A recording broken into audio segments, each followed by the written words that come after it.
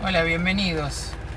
Bienvenidos al canal y también bienvenida a esta lluvia que por esta zona siempre es escasa y que hoy nos bendice en cantidades. Hasta ahora siempre he estado hablando alrededor del elemento que impulsa el Citroën hacia adelante, que es el motor, pero esta vez cambio de rubro y paso a hablar de las fuerzas que lo frenan o a las que es necesario vencer para avanzar.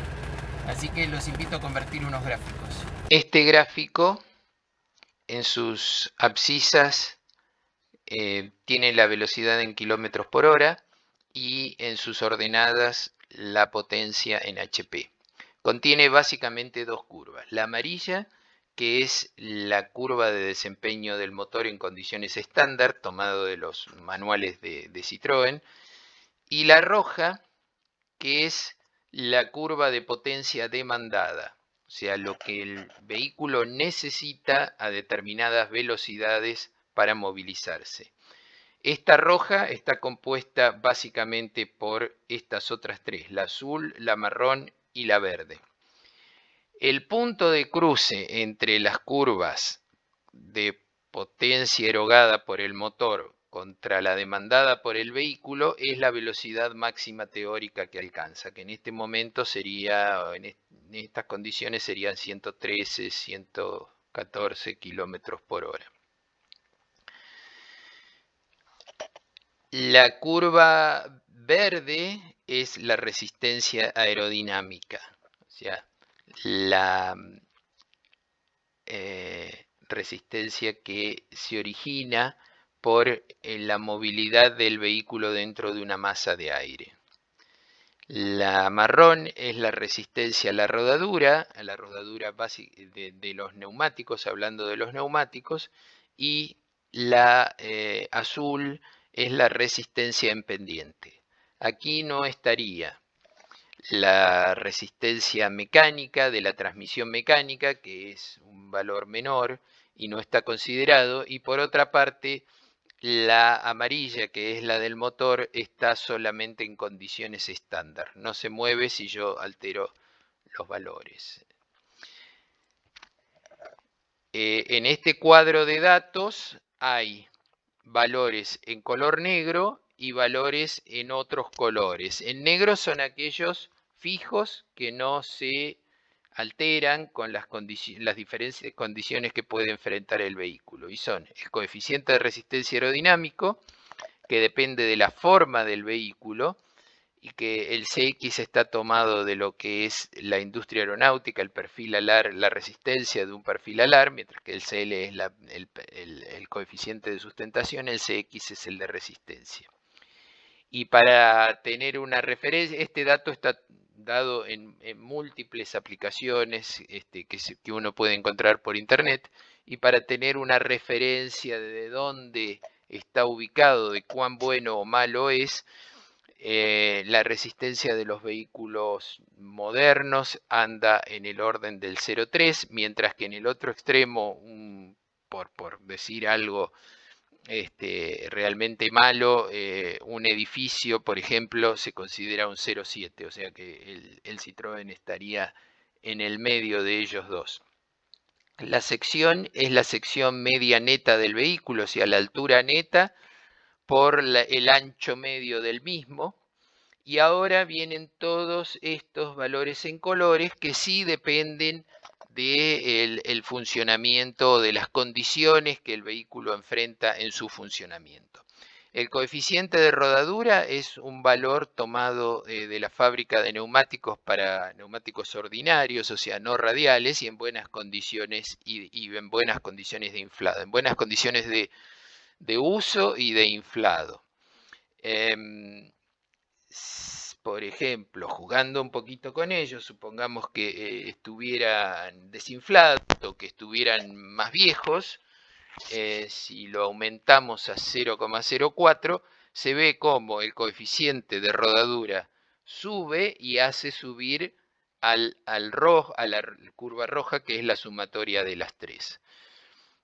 Este también depende del peso del vehículo. Volvemos al valor que habíamos y con el que iniciamos. Y acá tenemos en verde la curva verde, que es la curva de resistencia aerodinámica y que depende, además de los dos valores en negro, también de la densidad del aire y del viento elevado, la velocidad del viento elevado al cubo. Por eso tiene esta forma de parábola cúbica que le da la forma de igual forma a la roja. La densidad, alterando la densidad, varía la curva verde, debería también afectar a la curva del motor, pero no está considerado en este gráfico.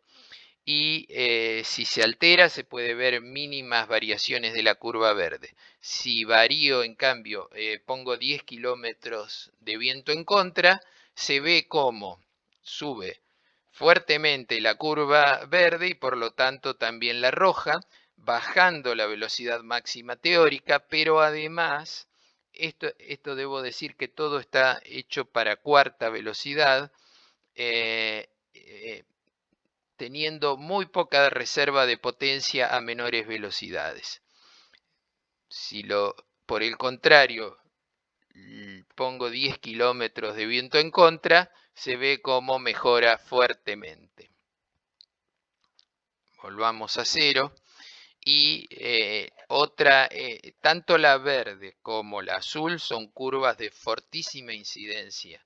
Si yo pongo acá un 2% de pendiente positiva, o sea, de ascenso, se ve como la curva azul se despega del eje de las abscisas, sube, en este coincidente, casualmente está coincidiendo con la curva de rodadura, arrastró fuertemente la curva roja arriba y lo que estaría indicando, por más que teóricamente llegaría a 90 kilómetros por hora, esto no es en la práctica cierto, porque lo que se ve que prácticamente no deja reserva de potencia y con ya un 2%, lo más probable es que haya que recurrir a la tercera velocidad, que tendría una forma de curva más o menos así. Lo contrario ocurre si pongo 2% de pendiente a favor, se va a negativo, o sea que ayuda, y por lo tanto, acá también coincidentemente la roja se pone a la altura de la verde, que no se alteró porque lo único que varió fue la pendiente, y da un incremento notable de la velocidad. El peso afecta tanto a la rodadura como a la pendiente. Si yo lo altero en este momento, va a afectar solamente a la rodadura porque la pendiente la he puesto en cero. Se le subo unos 100 kilos, vemos que la curva roja sube levemente por efectos de la rodadura, por incrementar la resistencia a la rodadura. Bueno, son muchas las variaciones que se pueden deducir de este gráfico, y lo que quiero decir para cerrar es que está realizado con los datos puros, sin introducir ningún tipo de coeficiente o factor que corrija los datos para que coincidan con los datos de fábrica. Esto es tomado en forma neutra, o sea, no alterada para corregir ningún valor. Si les resulta interesante, lo adjunto al video como para que puedan hacer sus propias verificaciones. Muchas gracias y hasta la próxima.